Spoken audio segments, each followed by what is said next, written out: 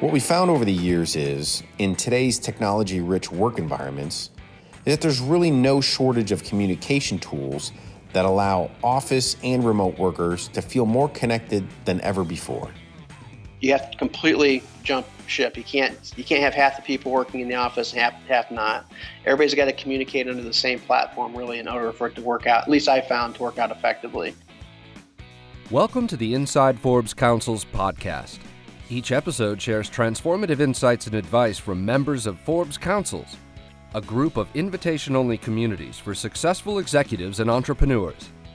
This is Inside Forbes Councils. Hi everyone and welcome to Inside Forbes Councils. I'm your host, Stephen Ganoza. Remote work continues to become more commonplace, even if slowly.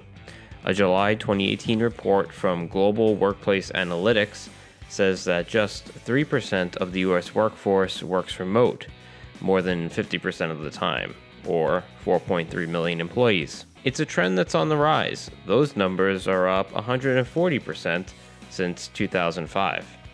The report also states that 80 to 90% of the U.S. workforce would like to work remote at least part-time. 2 to 3 days a week seems to be the sweet spot that allows for a balance of concentrative work at home and collaborative work at the office. As remote work slowly becomes more mainstream, one thing to consider is preserving culture as interaction between workers becomes virtual. As you can imagine, this is not only a popular topic, but also a fast-growing need within many organizations today. This has become especially true as companies begin to not only understand, but more importantly, appreciate the benefits of having a remote workforce. That's Dr. Timothy Giardino, VP of Human Resources at Cantata Health and Meta Healthcare IT Solutions. I have the honor of serving as the Vice President of Human Resources for both Cantata Health and Meta Healthcare IT Solutions, where we specialize in creating award-winning healthcare technology to support and serve those who serve others. In our businesses, more than 80% of our employees work remotely, which has become a competitive advantage for us in both recruiting and retaining the industry's best talent. We boast over a 99% retention rate, so this topic has real-world implications for both our company's organizational performance and its bottom line. What we found over the years is, in today's technology-rich work environments, is that there's really no shortage of communication tools that allow office and remote workers to feel more connected than ever before. These technologies go above and beyond the traditional project or even task management systems by allowing employees to feel more connected, as if they're in the same room together, learning together, and even sharing experiences together. One way we've empowered our remote workers to gain a sense of inclusion is to foster a culture that embraces virtual co-working. Now, if you've never heard of this or experienced it firsthand, virtual co-working spaces are essentially continuous live video streams or digital platforms that allow employees to become virtual cubicle buddies with literally anyone else in or out of the office, regardless of where they're located. One such product is Sococo, used by Summit CPA Group, a virtual accounting and CFO service. The biggest tool that we use is Sococo, and that's a cloud-based virtual office. And so what it looks like a bunch of emojis. So when everybody logs into the computer, their emoji pops on. They're in an office, and you can kind of see that they're available. And then it gives you the capability to screen share, to instantly pop in without sending them an invite, like a GoToMeeting invite or something like that. That's Jody Grunden, CEO and co-founder of Summit CPA Group. We started out back in 2002 as a traditional brick and mortar company. And from that, we picked up our first, in the virtual CFO area, we picked up our first client that was truly distributed. They had about 50 people spread throughout the United States. That was back in 2011-ish. And I thought, this is a pretty cool model. And as we learned a lot more about their company, I worked directly with the owners, and we helped them on the CFO side. We were able to figure out what worked and what didn't work. And then in 2014, I had this great idea to go distribute it. And so at that time, we had about 18 people, brick and mortar office. I owned it. And so I thought it was pretty cool. And I thought, you know what? I'm going to tell the team they're going to love it. They can work from home. It's going to be great. And I went and introduced it to 18 accountants. And they about had mutiny. I heard every excuse in the book why a distributed company we could never do it. It was from we couldn't collaborate. The clients, we will never pick up any clients. They're going to want brick and mortar, face to face. I'm a very personable person. I can't work at home and then all the home excuses start popping up, and so more and more it popped up, and so. What I did, I thought, and actually my partner was one of the biggest things. He's like, there is no way. I've got 4 kids at home. They drive me up the wall. Absolutely not. I can't do it. And so I thought, well, I've got this office. I've got to figure out what to do with it because we were growing at the time. And I thought, I'm going to spend $100,000 in the office, really make it nice, have a really cool conference room, put TVs in the offices for the cubes they have, make them really big, just make it something that they could really enjoy coming to work with. And so I kicked everybody out for about 6 weeks as the construction tore every wall out of the office out. It was just me alone.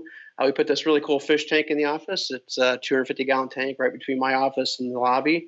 And as it got closer to 6 weeks, of course, construction never goes as planned. So it was closer to 8 weeks. And I started one at a time. My team members started coming in and saying, you know what, we really like working from home. And only 4 of them came back to the office. And so my partner was one of them. He's like, yeah, I created my own little office there. My kids love it and it works out perfect. And so there it went. And so basically I have this I got $100,000 250-gallon fish tank basically is what it come out to be. And nobody here to talk to. So I am the only person outside of 2 other people out of our 40 people that actually are in this office. But assuming nobody in your company has the job of taking care of the fishes, how can virtual office environments help with culture?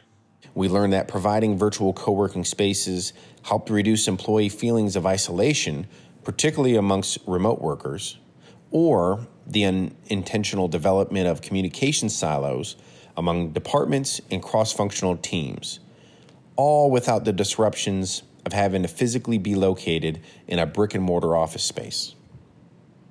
We've even seen some advanced systems that offer digital floor plans to make employees feel like they're really there among their peers, and even others that offer virtual events for employees to participate in, all of which make for a much more realistic and personalized experience.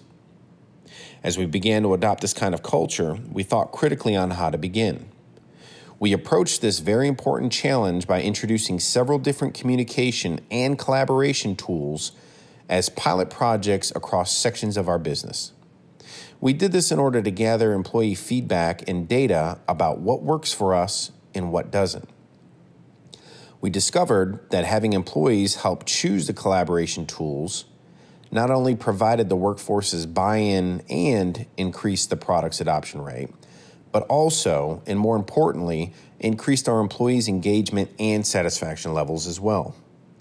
After weeks and months of implementation and use of different systems, we surveyed our workforce to not only understand their most and least favorite systems, but also to learn specifically what it was about each system that they liked or didn't like, so it would help inform our decision-making process as we move forward. We've been able to measure employees' perception of both teamwork and cultural inclusion over time, and the results have been very positive thus far, fully acknowledging that this is a long-term, continuous process that will have to continue to develop as our culture matures, our business needs change, and newer technology redefines how we work for and with others. As technology advances, we anticipate the future of remote work to have a component of virtual reality added to these spaces.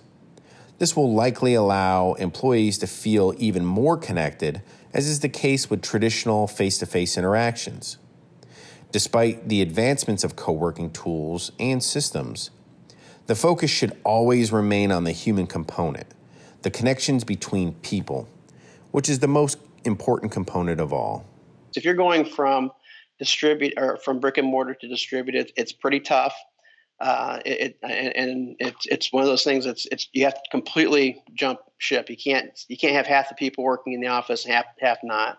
Everybody's got to communicate under the same platform really in order for it to work out. At least I found to work out effectively.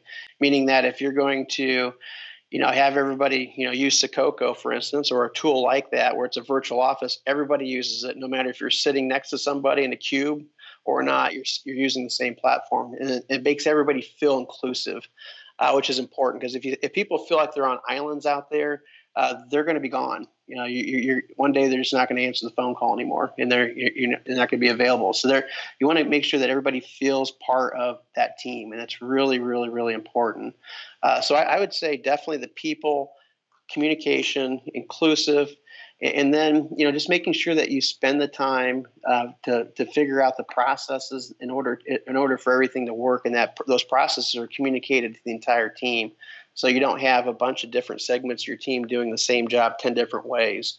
Teach them how to do it, put the processes in place for them to do it, and then just make sure the tools are there available for them to get that job done. So if you have tools, people, and processes all together, I really truly feel it's going to be you can easily have a successful distributed company. But again, it comes back to communications. I can't say that enough. Communication's the big driver of everything.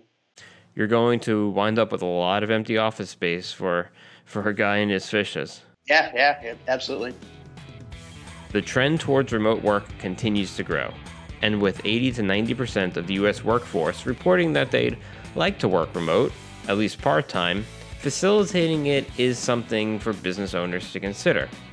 Just don't forget to preserve your company culture, and don't forget to feed the fishes. I'd like to thank Dr. Timothy Giardino and Jody Grunden for contributing their thoughts.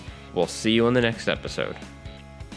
This has been Inside Forbes Councils. Please be sure to subscribe to us on iTunes, Spotify, or wherever you get your podcasts.